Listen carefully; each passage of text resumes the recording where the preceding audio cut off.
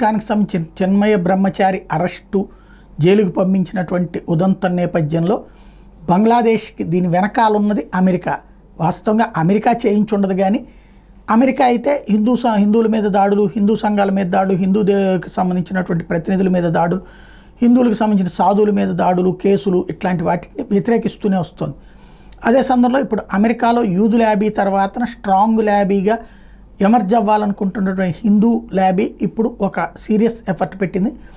బంగ్లాదేశ్ మీదన చర్యలు తీసుకోవడం లేదా బంగ్లాదేశ్ చేత మీద ఒత్తిడి తీసుకొచ్చి అమెరికా ప్రభుత్వం ద్వారా అక్కడ ఉన్నటువంటి ఎవరైతే ఇస్కాన్ గురువు ప్రస్తుతం బంగ్లాదేశ్ జైల్లో ఉన్నారో ఆయన్ని విడిపించేటటువంటి చర్య అన్నటువంటి దిశగా ఒత్తిడి ప్రారంభించారు. మరి అమెరికన్ ప్రభుత్వం ఇప్పుడు బైడెన్ ప్రభుత్వం అయితే వాస్తవంగా ఆళ్ళు పంపించినోడే యోనస్ బంగ్లాదేశ్ నడుపుతున్నాడు.